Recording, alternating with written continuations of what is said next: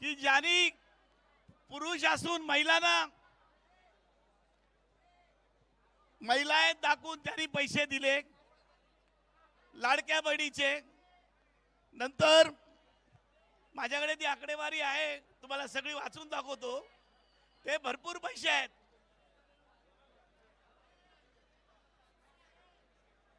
पुरुष 14,000 आहेत ज्यांनी खोटे पैसे घेऊन महिलांचे घेतलेले आहेत। 21 कोटी 14 लाख आहेत। शासकीय कर्मचारी, हॅलो एक मिनिट,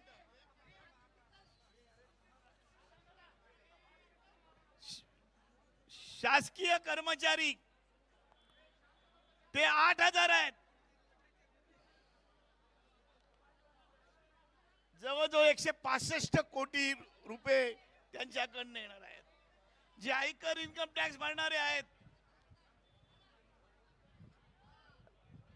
हे 12 लाख आहेत। 12 लाख आहेत ते कुठले आहेत? जे इन्कम टॅक्स भरतात अशा लोकांना लाडक्या बहिणीचे पैसे दिलेले आहेत। आणि म्हणून असे भरपूर आहेत, जास्त वय असलेल्यांना दिलेले आहेत, खोटे दाखवलेले आहेत। हे सगळे रिकव्हर झाले। माझी पहिली मागणी आहे की हे सगळे रिकव्हर झाले तरी या ठिकाणी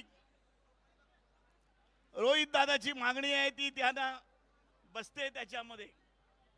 तुमची जी मागणी आहे ती मागणी याच्यामध्येच म्हणते, त्यांनी पैसे फक्त रिकव्हर करायचे जे खोटे घेतलेले आहेत। आणि दुसरी गोष्ट, मुख्यमंत्र्यांनी जाहीर केलं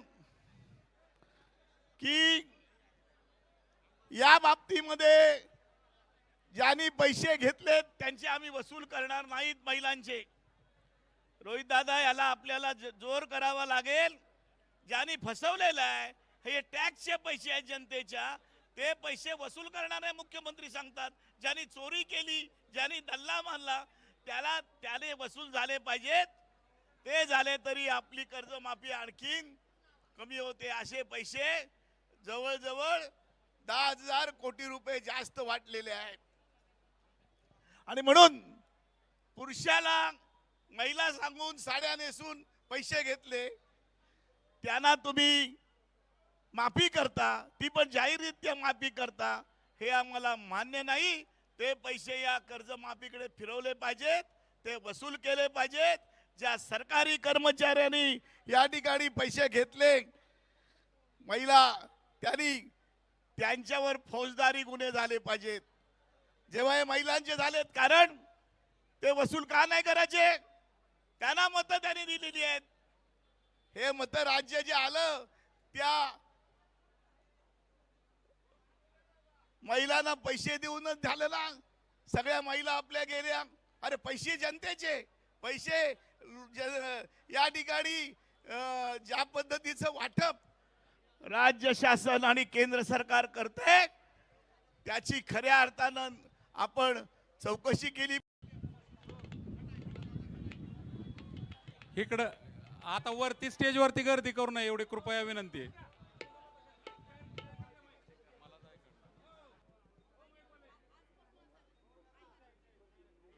हॅलो, कृपया स्टेजवरची गर्दी कमी करा। डॉक्टरांचं पथक आलेलं आहे, दादांना सलाईन लावायची रिक्वेस्ट करतायत। कृपया स्टेजच्या खाली चला, सर्वांनी स्टेजच्या खाली चला। उपोषण करते सोडून कोणीही स्टेजवर थांबू नका। बाळासाहेब दावलवाडी, बाळा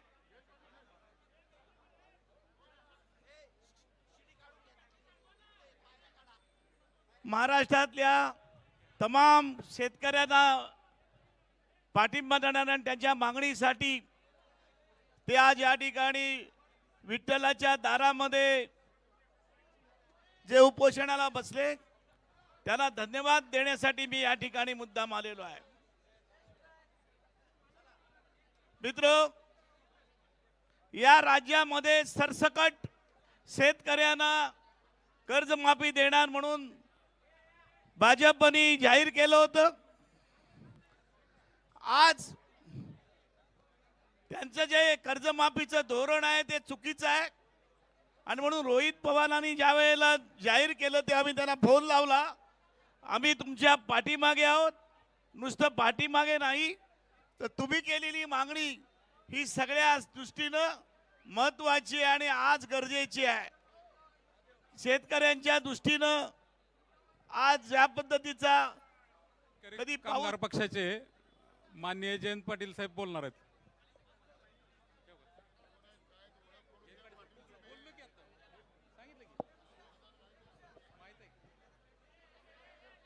रोहित पवार यांना मग शेतकऱ्यांसाठी जर लढायचं त्यांनी ठरवलं तर याला हाणून कसं पाडायचं, मग लोक सुद्धा घुसण्याची दाट शक्यता असते. कारण आमच्यात ते झालं, आम्ही ते वेळोवेळी ओळखले आणि त्यांना बाहेर काढायचं काम केलं. म्हणून तुम्हाला हे यशस्वीकडे न्यायचं आहे. परंतु माझा सल्लाच आहे रोहितदादाला की जर भरणे मामा म्हणतेतच